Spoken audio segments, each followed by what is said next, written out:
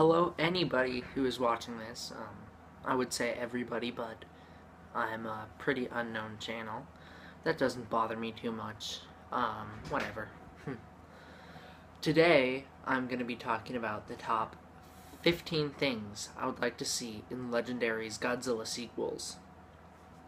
Hit my hair out of my face for a second, sorry. Alright, so I have notes right behind the camera, so excuse that. Excuse if I'm like, just forget it. Number one, I think they need to make the wait worth it. So, because Gareth Edwards, it kind of makes me mad that he decided he was going to start a franchise and then run off in between sequels. So, they're working on the sequel right now, but Gareth Edwards won't be doing it until 2018, which, I would be more mad if I wasn't getting two movies that I am looking forward to so much in between then. One of them is the Toho's Godzilla.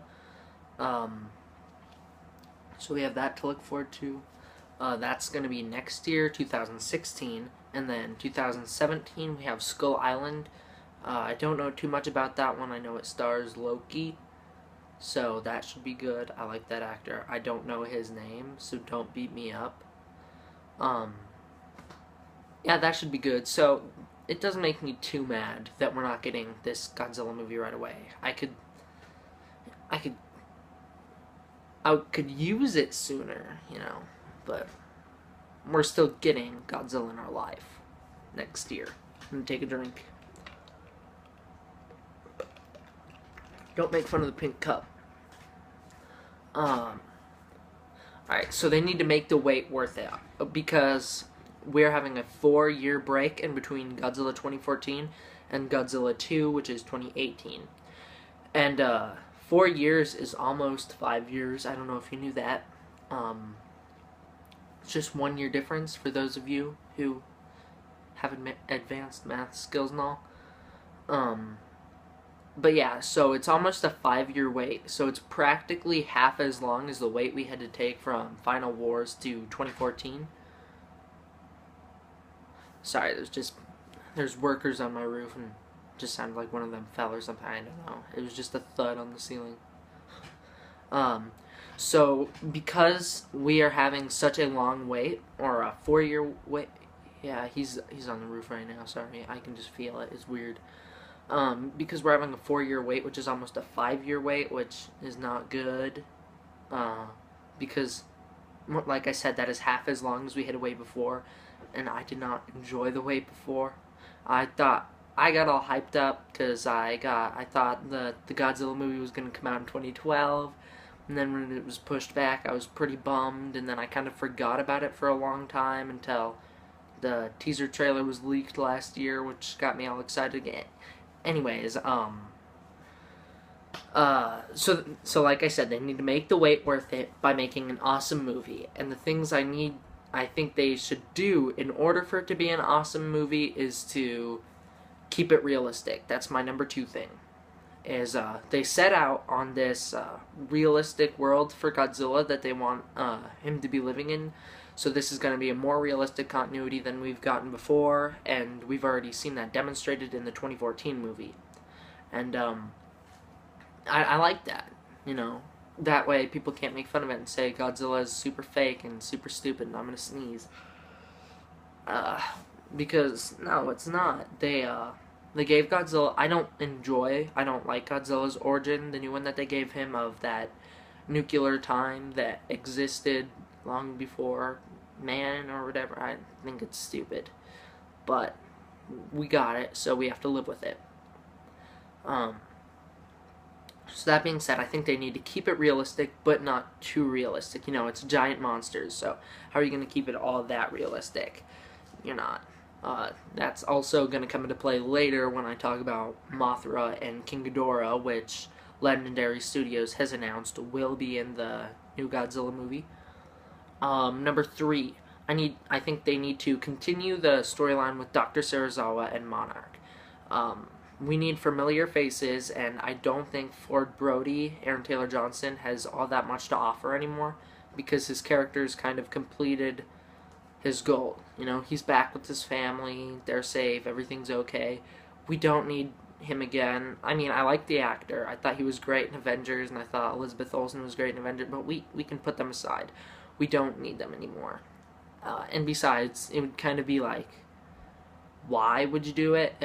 It'd kind of be, he's in the military, so there's no purpose for us to focus on him in the sequel, because, you know, he probably has more important things to do. Monarch, that is the big focus. On my Greetings Monster Island shirt, whatever. I keep getting sidetracked, I'm sorry. Okay, Monarch. They need to continue with Dr. Serizawa. I love that they added Dr. Serizawa into this new continuity, even though he has nothing to do with the original Dr. Serizawa. I think in the sequel, I didn't even write this down, because this is just something that I think that they should do, is they need to show how he gets his eye patch. I think that would be awesome. I know he got it in World War II in the original continuity. It didn't really say that, but I've watched documentaries and whatever, and it says he's a war veteran, and that was one of his scars. So, yeah. But I think in the new continuity, they need to show how this Dr. Serizawa should get an eye patch, you know, to pay even more homage to the original character, and I think that'd be pretty cool. So like I said, continue the story with Dr. Serizawa, familiar faces and all. Number 4, and this isn't a real big complaint at all, this is just kind of something that annoyed me with 2014's movie, is they need to name the Mutos from 2014. I know people call it like Fimuto and then just the male Muto, but, you know, the military's not going to call them that.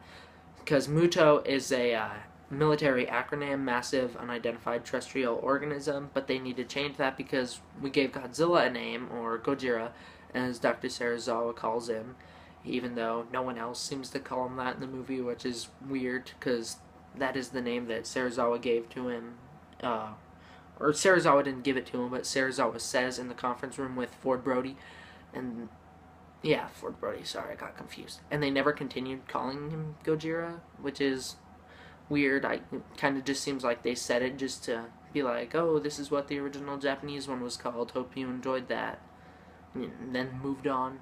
But I think they need to name the male and female Mutos something. I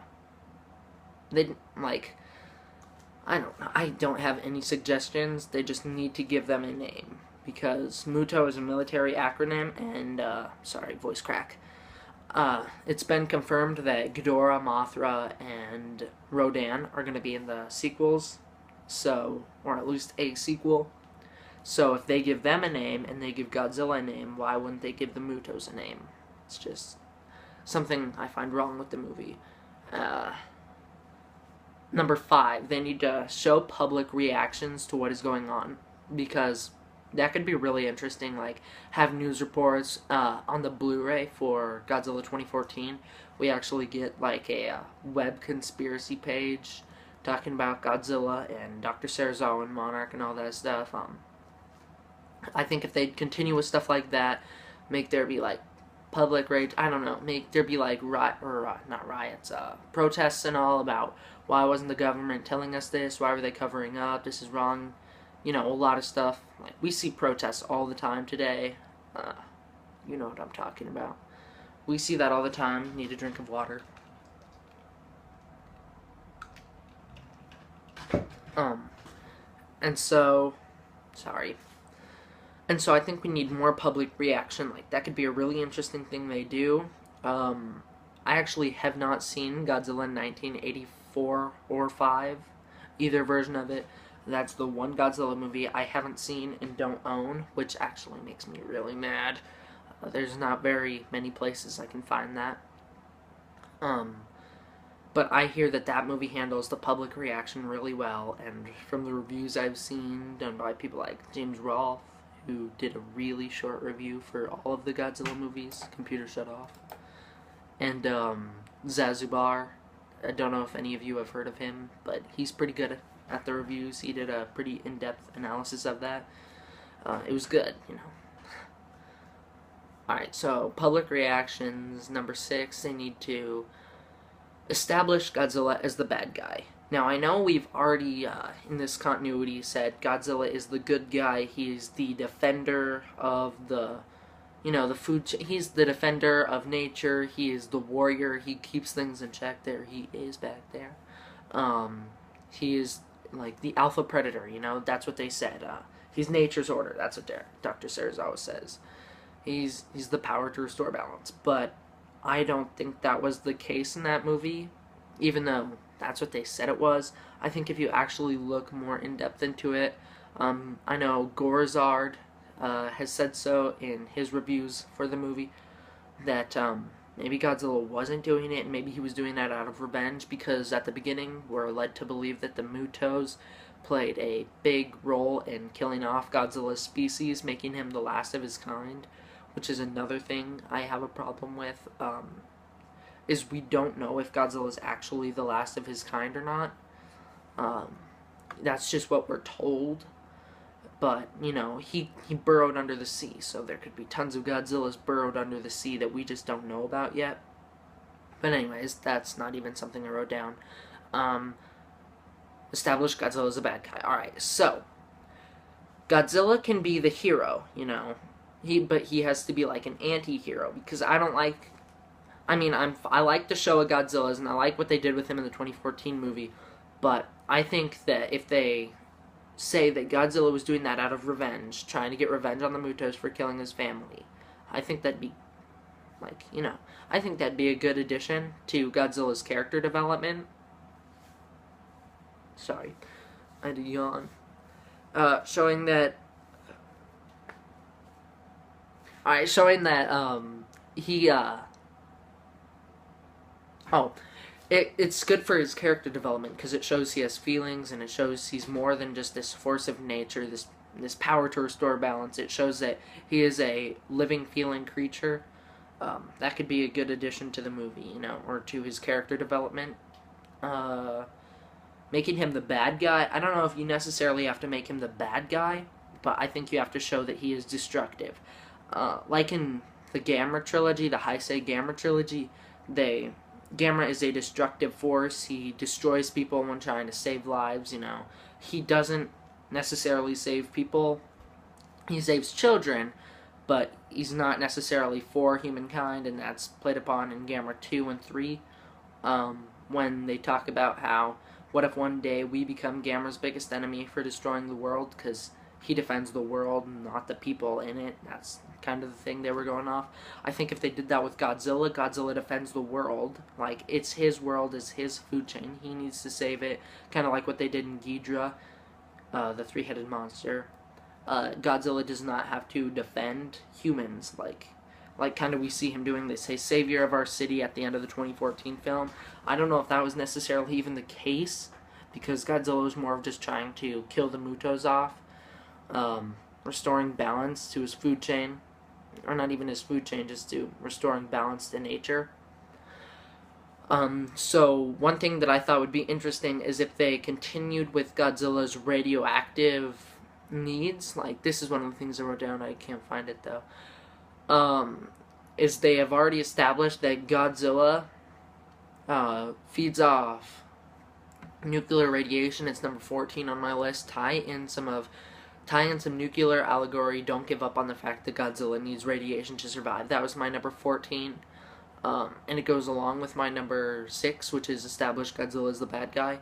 I think what could be a really cool idea is if Godzilla surfaced, kind of like in Godzilla vs. Megaguirus, and he attacked a nuclear power plant.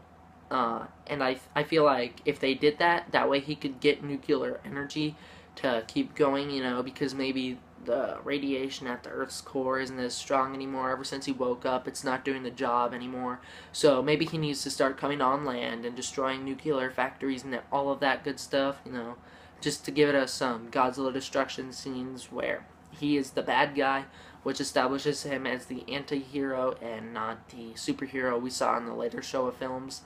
I think that'd be a really good idea, and that would also make him more three-dimensional, like, he has that, I said if they added that, revenge aspect to him, we could start to see he feels, and if we made him the anti-hero, it'd be like, you have to fear him. Gareth Edwards said that, the world should have to fear them. I'm not going to pull up the direct quote, but from what I've remembered is Gareth Edwards said something like, the world needs to feel like they need to create their own Godzilla or something like that.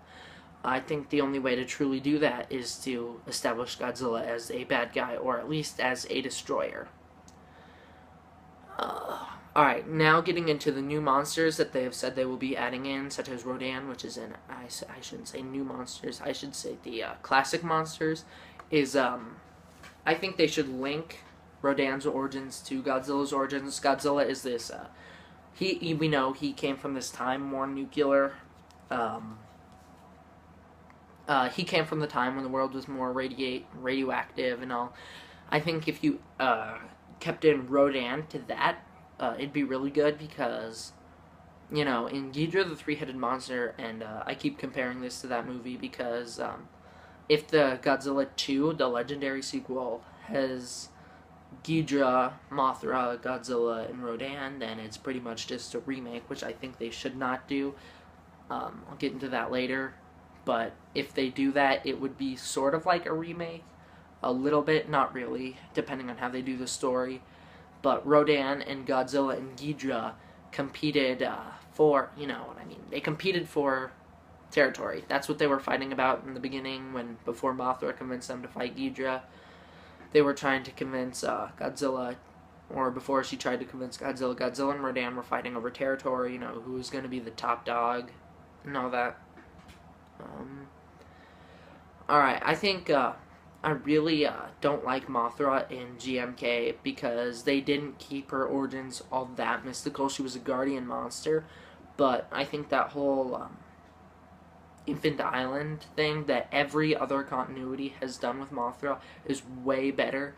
And I know I said keep it realistic earlier, but Mothra is kind of an odd one to do because there's no real way to do Mothra right if you're going to keep her realistic.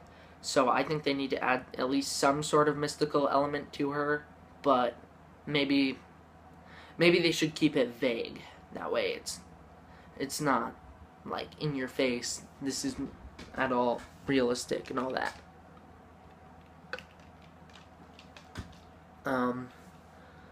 Keep Ghidorahs Secret, or not, whoops, I read that wrong. Alright. Keep Ghidorah's origins a secret, but hint at the space monster origins from the Showa era, or at least separate his origins from Godzilla and Rodan. Like I said, I didn't like Mothra in the GMK continuity because she was, she wasn't all that mystical. She was not portrayed as, like, the loving nature goddess that she is in the Showa series, and I actually haven't seen the original Mothra or the Rebirth of Mothra 1. I own Rebirth of Mothra 2 and 3, but I've never seen the first one. So, I don't know a ton about Mothra. All I know is what I've gotten from the Godzilla movies, basically. But, anyways, I think Ghidorah needs to be separate from them. He is Godzilla's rival, so of course, whatever Godzilla is, if they make him the anti-hero, no matter what, Ghidorah's gonna have to be the bad guy. I hated Ghidorah in GMK because he was a good guy, and that should never, ever, ever, ever happen. Ghidorah and Godzilla, I get that they're supposed to be opposites, but I think that they just shouldn't have added Ghidorah in that movie for that reason, is that he would have to be a good guy, and that's not Ghidorah. I also don't like Ghidorah's origins in that movie as being the 1,000-year-old dragon. Sorry, voice crack. Because he's a monster of Earth, and that's not good to me. I don't like that. Godzilla. No, I don't know why I said that. Ghidorah in the Heisei era. I did not like his origins either because Ghidorah, to me, will always be Monster Zero. That is the very first movie I ever saw Ghidorah in, and that's the one I grew up. I'm not all grown up either, but that's the one that I mainly grew up with him in. I got the Heisei movie where Godzilla vs. King Ghidorah not that long ago, And then I've always said GMK, but I guess just recently I started to understand what it was, and that he was the Guardian and he was an Earth monster and all that. I need to turn the fan on, so give me 1 second. It's really, really hot in here.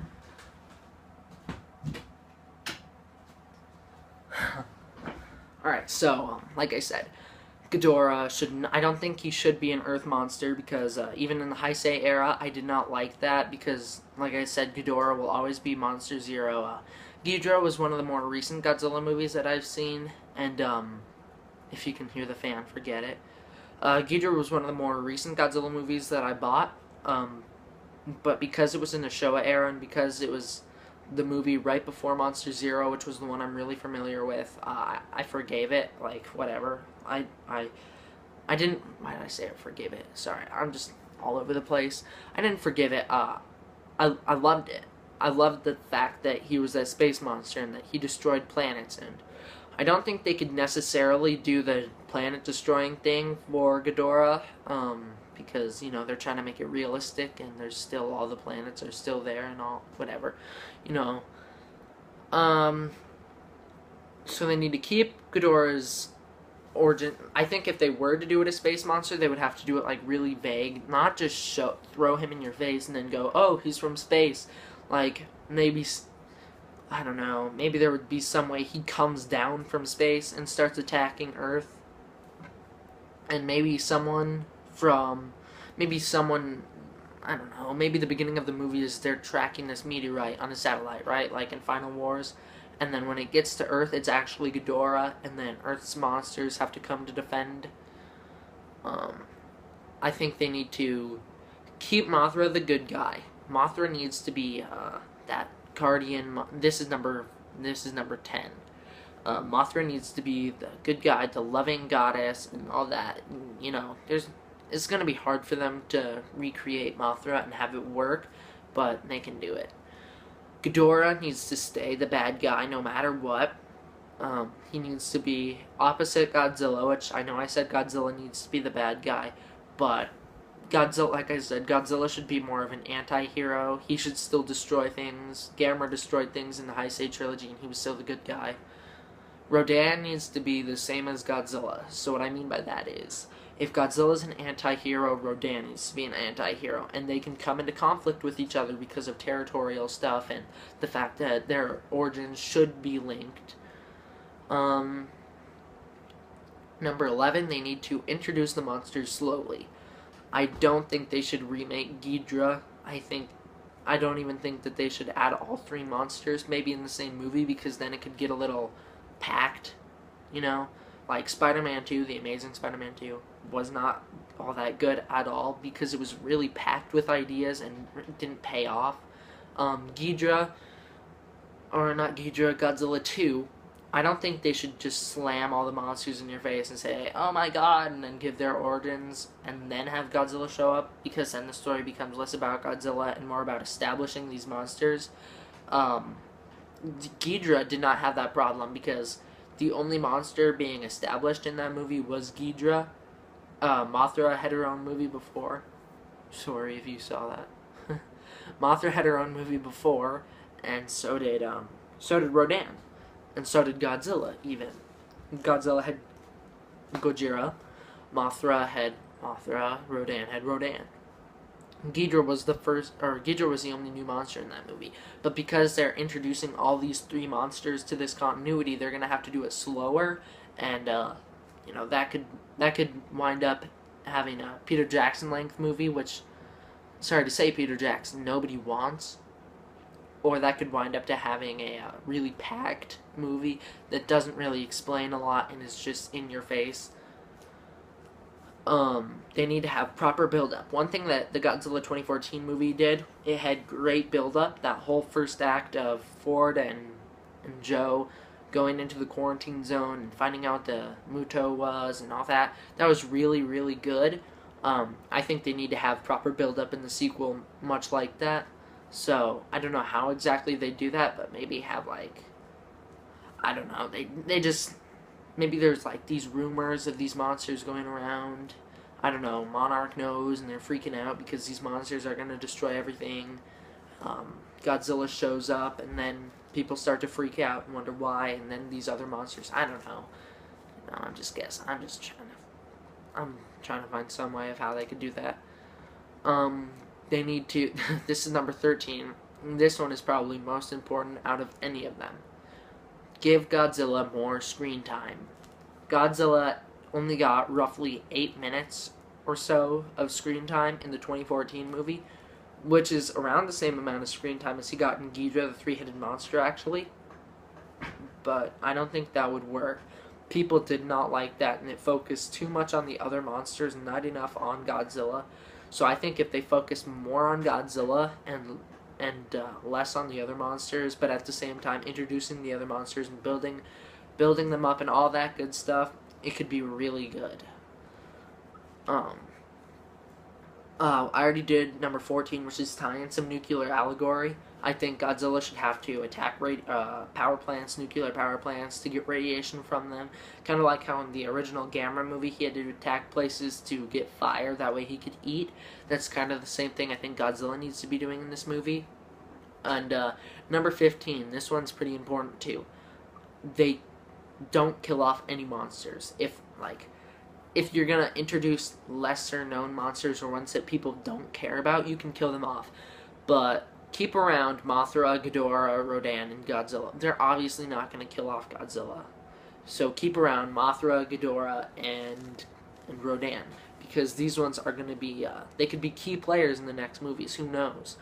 But, you know, they're really big, important Godzilla monsters. So I don't think they should kill them off. And, you know, they haven't really killed off a lot of them in any continuities. They did in Showa. They killed Ghidorah and in Destroy All Monsters.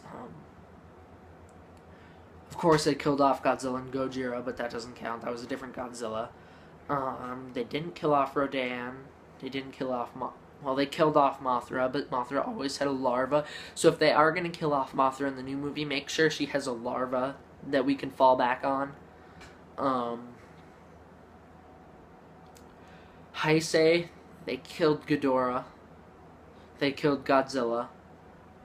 I don't think they killed Mothra. I don't remember. That's not one of my favorite movies, so I haven't watched it a lot.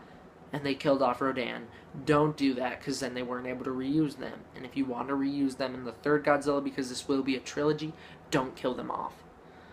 And then in the Millennium series, none of that really matters, because the Millennium series reinvented itself every movie except for 2, which were Godzilla Tokyo SOS, which also featured Mothra, and Godzilla against Mechagodzilla.